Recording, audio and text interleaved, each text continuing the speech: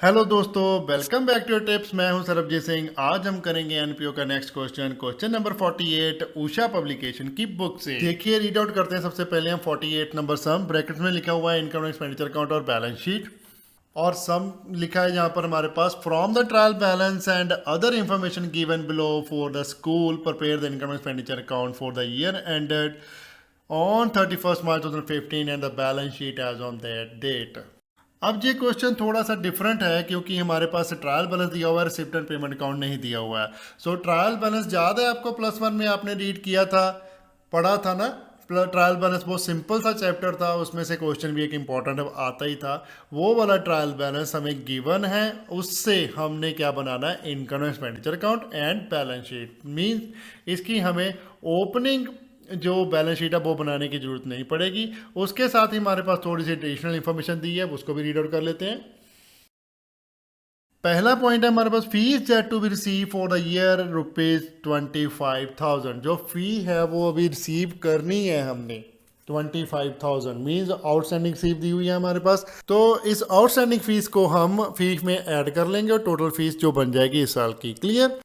Second है हमारे पास, salary yet to be paid amount 30,000। अब सैलरी जो है हमने पे करनी है, मींस आउटस्टैंडिंग सैलरी है हमारे पास, तो आउटस्टैंडिंग सैलरी को हम ऐड करेंगे सैलरीज में।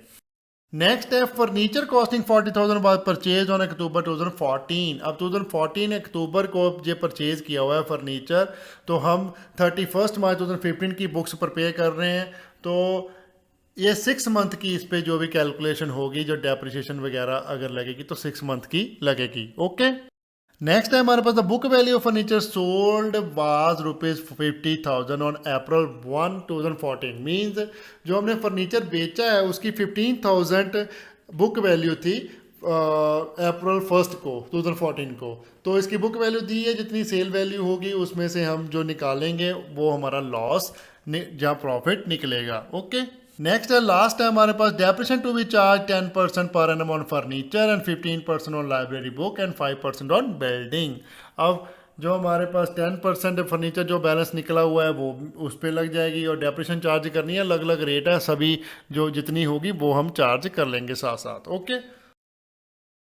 तो सोल्यूशन स्टार्ट करते हैं। इनकम एक्सपेंडिचर अकाउंट का फॉर्मेट ड्रॉ कर लो और सबसे पहले ऊपर लिख लो income expenditure account for the year ended 31 March 2015। अब हमारे पास दिया हुआ है ट्रायल बैलेंस, इसमें डेबिट बैलेंस और क्रेडिट बैलेंस दिया हुआ है। डेबिट बैलेंस हमारे एसेट्स और एक्सपेंसेस के होते हैं, क्रेडिट बैलेंस हमारे इनकम्स और लाइबिलिटीज के होते हैं। क्लियर। सो पहले ही हम डेबिट बैलेंस से स्टार्ट कर लेते हैं। अब कोई बात नहीं, इसमें हम एक्सपेंसेस जो होंगे वो एक्सपेंसेस निकाल लेंगे। ठीक है। डेबिट बैलेंस सबसे पहले हमारे पास बिल्डिंग का दिया हुआ है 6,25,000। वो हमारा एसेट्स है, फर्नीचर भी हमारा एसेट्स है, लाइब्रेरी बुक्स भी हमारा एसेट्स है, इन्वेस्टमेंट भी हमारा एसेट्स है। ये सारे के सारे हम क्या करेंगे, बैलेंस शीट में ट्रीट करेंगे। इनकी डेप्रिसिएशन जो हमें रेट दिए हुए हैं वो लगेगी, वो हम एंड में लगाएंगे क्वेश्चन में। सबसे पहले हम एक्सपेंसेस डाल लेते हैं। ठीक है। सबसे पहला एक्सपेंस हमारे पास जहाँ पर लिखा हुआ है सैलरीज, वो है 5 लाख। अब सैलरीज की एडिशनल इंफॉर्मेशन भी हमें दी हुई है, वो है salary yet to be paid 30,000, means outstanding salary दी हुई है 30,000। सो लिखिए एक्सपेंडिचर वाली side, to salaries 5 lakh add outstanding salaries 30,000। Total salary हमारे पास आ गई 5,30,000। नेक्स्ट है हमारे पास स्टेशनरी 40,000। स्टेशनरी की एडजस्टमेंट नहीं है तो इसको भी हम सीधा लिख देते हैं expenditure side, to stationery 40,000। Next है हमारे पास जर्नल एक्सपेंसेस 18,000। इसकी भी कोई एडजस्टमेंट नहीं है तो इसको भी हम सीधा लिख देंगे, टू जर्नल एक्सपेंसेस 18,000। नेक्स्ट है हमारे पास स्पोर्ट्स एक्सपेंसेस 15,000। इसकी भी कोई एडजस्टमेंट नहीं है तो इसको भी हम सीधा लिख देंगे, टू स्पोर्ट्स एक्सपेंसेस 15,000। नेक्स्ट हमारे पास आ गया कैश एट बैंक 50,000 और कैश इन हैंड 2,000। ये हमारे एसेट था, इनको भी हम क्लोजिंग बैलेंस शीट में ही ट्रीट करेंगे। ओके। अब आगे हम डेप्रिसिएशन चार्ज कर लेते हैं। जैसे फर्नीचर पर हमारे 10% है और लाइब्रेरी बुक्स में जो दिखी हुई है ये जहाँ 15% और बिल्डिंग पर 5%, वैसे वैसे हम चार्ज कर लेते हैं। फर्नीचर के बैलेंस हमारे पास दो हैं। एक तो हमारे पास जो फर्नीचर दिया हुआ है वो है यहाँ पर 1 लाख का, और एक हमने यहाँ पर जो परचेज किया था इसमें से ही है, वो 40,000 का बीच में हमने परचेज किया है और 50,000 का ओपनिंग था जो हमने बेचा है। अब डेप्रिसिएशन कैलकुलेट करने के लिए उसका कोई यहाँ पर रूल नहीं है। डेप्रिसिएशन में हम क्या करेंगे, सिंपल 1 लाख से 40,000 सब्ट्रैक्ट कर लेंगे, वो है हमारा हाँ वो 6 मंथ के पीरियड की उसकी डेप्रिसिएशन चार्ज होगी। जो 60,000 का बैलेंस है उस पर 1 ईयर की होगी। सो लिख लीजिए, दो एसेट्स बन जाएंगे ऑन 60,000 फॉर 1 ईयर, वो बन गई हमारी 6,000, और 40,000 पर हाफ ईयर की बन गई हमारी 2,000। टोटल डेप्रिसिएशन ऑफ फर्नीचर हमारी लगी 8,000। नेक्स्ट हमें लाइब्रेरी बुक्स पर डेप्रिसिएशन दी है 15%। लाइब्रेरी बुक्स का बैलेंस है हमारे पास ट्रायल बैलेंस में, देखिए कितना 1,50,000। अब 1,50,000 का हम यहाँ पर कर लेंगे 15%, तो ये डेप्रिसिएशन आ गई 22,500। इसके बाद लास्ट में हमने डेप्रिसिएशन रेट दिया हो 5% बिल्डिंग का, तो बिल्डिंग का बैलेंस हमारे पास है 6,25,000। तो 6,25,000 का 5% किया तो हमारे पास डेप्रिसिएशन का अमाउंट आ जाएगा 31,250। अब लास्ट में हम loss on sale of furniture calculate कर लेते हैं। अब फर्नीचर जो हमें बेचा है, देखिए जो क्रेडिट बैलेंस हमारे पास है, सेल ऑफ ओल्ड फर्नीचर 20,000, लेकिन वो है कितने का, 50,000 का। अब 50,000 का फर्नीचर अगर आप 20,000 में बेचोगे तो आपको लॉस कितना होगा, 30,000 का। 50,000 सब्ट्रैक्टेड फ्रॉम 20,000, तो माइनस में हमारे पास कितना आ गया, 30,000। सो एक्सपेंडिचर वाली साइड लिख लीजिए, to loss on sale of furniture 30,000। चलिए ये हमारा डेबिट बैलेंस का ट्रीटमेंट हो चुका है और एक्सपेंडिचर भी सारे के सारे डल गए हैं। बाकी अगर कोई इनकम साइड, अब क्रेडिट बैलेंस साइड देखते हैं क्या है हमारे पास यहाँ पर, वो सारे के बैलेंस हम इनकम साइड में डालेंगे। सो क्रेडिट बैलेंस में सबसे पहले हमारे पास है एडमिशन फीस 12,500।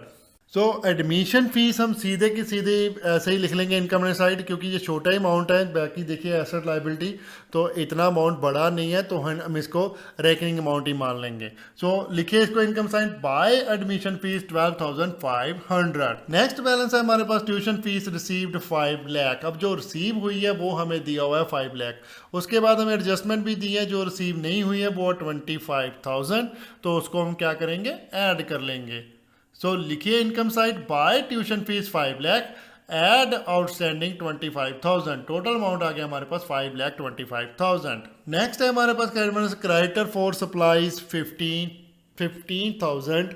तो क्रेडिटर है जो हमारे ये क्लोजिंग बैलेंस शीट में जाएंगे, ये हमारी लाइबिलिटीज है, ठीक है। नेक्स्ट आइटम है हमारे पास rent for the school hall 10,000। अब रेंट है, ये रेंट हमारा क्या हो गया, स्कूल हॉल का रेंट लिया हुआ होगा। जी क्रेडिट बैलेंस है तो ये तो हमारी इनकम होगी ना, अगर डेबिट बैलेंस होता तो हम पे करते। ये हम रेंट ले रहे हैं, वो किसी एग्ज़ाम वगैरह के लिए हमने रेंट पे दिया होगा, तो ये हमारी इनकम है। इसको हम लिखते हैं bye rent for school hall 10,000। Next है मिसलेनियस रिसिप्ट 30,000। अब 30,000 की रिसिप्ट है मिसलेनियस, ये भी हमारे सीधे लिख देंगे हम by miscellaneous receipt 30,000। Next item है हमारे पास गवर्नमेंट ग्रांट 3,50,000। अब गवर्नमेंट ग्रांट कोई स्पेसिफिक नहीं है, तो इसको हम क्या करेंगे, रेकरिंग नेचर की मान के हम इसको डालेंगे इनकम एक्सपेंडिचर अकाउंट में। सो लिखिए income side by government grant 3,50,000। Next है हमारे पास जर्नल फंड 10 लाख के। जर्नल फंड हमारे जाएंगे सीधे बैलेंस शीट में। ये हमारा जो भी फंड है, ये फंड हम कैपिटल फंड को ही ट्रीट करेंगे, इसको as a capital fund treat करेंगे। ये ओपनिंग बैलेंस हो जाएगा हमारा 10 लाख कैपिटल फंड का, ठीक है। नेक्स्ट है हमारे पास डोनेशन फॉर लाइब्रेरी बुक्स 62,500। अब लाइब्रेरी बुक्स के लिए स्पेसिफिक डोनेशन है, जब वो स्पेसिफिक डोनेशन होती है उसको हम क्या करते हैं, कैपिटलाइज, नहीं तो हम रखते हैं उसको इनकम एक्सपेंडिचर अकाउंट में रेवेन्यू रिसिप्ट मान के। ओके, सो ये हमारे सारे क्रेडिट बैलेंस ट्रीट हो चुके हैं। सेल ऑफ ओल्ड फर्नीचर तो हम ऑलरेडी पहले ट्रीट कर चुके हैं ना। तो इसके बाद अब हमारे पास और क्या रह गया है, वो तो भी देख लेते हैं एक बार क्वेश्चन में। ये इन्वेस्टमेंट है एट द 12%, तो ये इन्वेस्टमेंट 12% है 5 लाख की। तो ये हमारे पास इन्वेस्टमेंट का कुछ बताया नहीं है, कब खरीदी है कब नहीं खरीदी, तो इस पर फुल ईयर का हमारा इंटरेस्ट क्रूड लगेगा, क्योंकि इंटरेस्ट की कोई रिसिप्ट हमें नहीं दी, कोई क्रेडिट बैलेंस, कोई इनकम नहीं दिया हुआ। तो ये हमारा हिडन इंटरेस्ट का अमाउंट निकलेगा एक, इसको हम डालना पड़ेगा। ओके, सो लिखिए income side bye interest on investment 5 lakh multiply by 12%, ये आ गया हमारा 60,000। अब क्वेश्चन में एंड में इसका नोट जरूर बना दीजिएगा। नोट में लिखना assume that old furniture was sold at the end of the year so full year depreciation is to be charged. Okay, so चलिए अब हम एक्सपेंडिचर और इनकम का टोटल लगा लेते हैं। टोटल लगाने के बाद हम इसका बैलेंसिंग कर लेंगे और देखेंगे हमारे पास सरप्लस निकलता है कि डेफिशिएंसी। एक्सपेंडिचर का टोटल हमारा बन गया है यहाँ पर 6,94,750 और इनकम का टोटल हमारे पास है 9,87,500। अब इनकम का टोटल ज़्यादा है तो हम दोनों साइड वो लिख लेंगे 9,87,500, 9,87,500। अब इसमें से हम लेस करेंगे 6,94,750 तो हमारे पास नेट निकल के आ जाएगा 2,92,750। ये हमारा क्या निकल गया, सरप्लस निकल गया। तो इसको हम लिखेंगे एक्सपेंडिचर वाली side, to excess of income over expenditure, bracket में लिख लो सरप्लस, अमाउंट आ जाएगा 2,92,700। ये हमारा इनकम एक्सपेंडिचर अकाउंट कंप्लीट हो चुका है। तो अब हम बैलेंस शीट प्रिपेयर कर देते हैं। सो बैलेंस शीट का फॉर्मेट ड्रा कर लीजिए। ऊपर लिखिए balance sheet as on 31 March 2015 और हम सबसे पहले लिखेंगे जहाँ पर कैपिटल फंड, हम जो लिखते हैं ऑलवेज ओपनिंग बैलेंस हमें जहाँ पर लिखा था, देखिए क्रेडिट बैलेंस में जनरल फंड 10 लाख, वो लिख देते हैं। यहाँ पर ओपनिंग बैलेंस कितना आ गया कैपिटल फंड का, 10 लाख। उसमें हम ऐड करेंगे सरप्लस जो हमारा निकला है इनकम एंड एक्सपेंडिचर अकाउंट में। यहाँ पर लिखा है हमने 2,92,750, उसको यहाँ पर ऐड करते हैं, ऐड सरप्लस 2,92,750। टोटल अमाउंट हमारा बन के आ गया 12,92,750। उसके बाद हम लिखेंगे, अब उसके जो आइटम भी आएगी उसको लिख लेंगे। जैसे एडमिशन ट्यूशन का हमारा ट्रीटमेंट हो चुका है। क्रेडिटर फॉर सप्लाईज है 15,000, तो ये क्रेडिटर फॉर सप्लाईज हमारे बैलेंस शीट में जाएंगे। तो लिखिए liability side creditor for supplies 15,000। उसके बाद हमारे सारे ट्रीटमेंट हो चुके हैं और लास्ट में हमारा सेकंड लास्ट आइटम है वो बची है डोनेशन फॉर लाइब्रेरी बुक्स 62,500। अब लाइब्रेरी बुक की डोनेशन है जो डायरेक्टली स्पेसिफिक डोनेशन है तो वो भी बैलेंस शीट में जाती है। तो यहाँ पर लिखे डोनेशन फॉर लाइब्रेरी बुक्स 62,500। और उसके बाद एक लाइबिलिटी और एडिशनल इन्फॉर्मेशन में हमारे पास salary check to be paid amount 30,000 outstanding salary है। सो लिखिए इसको भी लाइबिलिटी साइड आउटस्टैंडिंग सैलरी 30,000। तो अब हम एसेट साइड पर पे कर लेते हैं। एसेट से सबसे पहले हम लिखते हैं कैश का बैलेंस और बैंक का balance. So bank cash at bank 50,000 और कैश इन हैंड 2,000, इसको सबसे पहले हम एसेट साइड लिखेंगे। चलिए लिखिए इसको asset side cash in hand 2,000 and cash at bank 50,000 amount आ जाएगा, ठीक है। उसके बाद सबसे पहले डेबिट बैलेंस है हमारे पास बिल्डिंग का 6,25,000। तो इसकी डेप्रिसिएशन भी देखिए इनकम एंड एक्सपेंडिचर अकाउंट में हमने डाली है। बिल्डिंग की 5% जो है 31,250। तो इन दोनों को सब्ट्रैक्ट करके आपस में से हम बैलेंस निकाल के लिखेंगे। सो लिखते हैं इसको भी। सो लिखिए asset side building 6,25,000 less depreciation 31,250। तो नेट बैलेंस हमारे पास आ गया 5,93,750। नेक्स्ट हमारे पास एसेट्स दिया हुआ है फर्नीचर 1 लाख का। अब फर्नीचर की सेल परचेज भी हुई है। अब जो सेल है वो हमने मानी थी and of the year means 31 को, क्योंकि हमने फुल ईयर की उस पर डेप्रिसिएशन चार्ज की है। हमने अज्यूम करके उसका नोट भी लिख दिया है इनकम एक्सपेंडिचर अकाउंट के एंड में। और अब हम जो फर्नीचर है वो तो उसकी तो हमें डेट दी हुई है 40,000 जो हमने परचेज किया है, तो वो तो होगा ही इसमें। तो 50,000 जो है वो हम सब्ट्रैक्ट करेंगे। ओके, एक तो इनकम एक्सपेंडिचर अकाउंट में हमने डेप्रिसिएशन चार्ज की थी 8,000, वो भी इसमें सब्ट्रैक्ट होगी, ठीक है। सो लिखिए furniture 1 lakh less depreciation 8,000 less furniture sold 50,000। Net balance हमारे पास आ गया 42,000। नेक्स्ट बैलेंस है हमारे पास लाइब्रेरी बुक्स का 1,50,000। लाइब्रेरी बुक्स की इनकम एक्सपेंडिचर अकाउंट में हमने डेप्रिसिएशन डाली थी 22,500। सो इसको भी हम लिख लेते हैं asset side library books 1,50,000 less depreciation 22,500। Net balance हमारे पास आ गया 1,27,500। और उसके बाद नेक्स्ट है हमारे पास इन्वेस्टमेंट एट द 12% 5 लाख। अब इन्वेस्टमेंट भी दी हुई है हमें, तो ये भी हमारा एसेट है, इसको हम एसेट साइड लिख लेंगे। सो लिखिए इन्वेस्टमेंट एट द 12% 5 लाख। सो ये जो डेबिट बैलेंस है ये तो हमारे सारे ट्रीट हो चुके हैं। बाकी salary, stationery, general expense, sports expenses तो हम ऑलरेडी इनकम एक्सपेंडिचर अकाउंट में ट्रीट कर चुके हैं। सो जो अब एडिशनल इंफॉर्मेशन रह गई है उसको भी ट्रीट कर लेते हैं। सबसे पहले जो हमारी दी हुई है फीस आउटस्टैंडिंग दी हुई है 25,000 की, ये क्या होता है हमारा एसेट्स होता है, क्योंकि ये एक्रूड है ना, इनकम है हमारी। सो इसको लिख लेते हैं आउटस्टैंडिंग फीस 25,000। एक हमने देखे इनकम एक्सपेंडिचर अकाउंट में इनकम डाले थे एक्रूड इंटरेस्ट ऑन इन्वेस्टमेंट 60,000।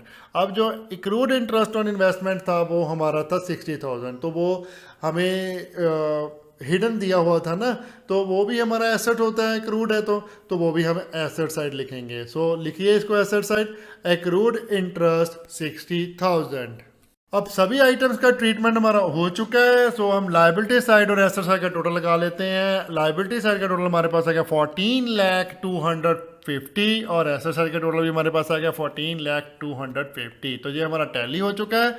तो ये हमारा क्वेश्चन यहाँ पर कंप्लीट होता है। अगर आपको कोई भी कंफ्यूजन है तो प्लीज कमेंट कीजिए, हम आपको रिप्लाई करेंगे, इतनी जल्दी हो सके उतनी जल्दी रिप्लाई करने की कोशिश करेंगे। तो चलिए, अगर आपका समझ क्लियर हो चुका है तो प्लीज वीडियो को लाइक जरूर करें, शेयर करें अपने फ्रेंड्स एंड रिलेटिव के साथ, चैनल को सब्सक्राइब करना मत भूलिएगा, बेल आइकन को प्रेस करें ताकि लेटेस्ट वीडियो की नोटिफिकेशन आपको मिल सके। Thanks for watching, bye bye, good morning, good afternoon, good evening, good night. जब भी आप वीडियो को देख रहे हो, सत श्री अकाल।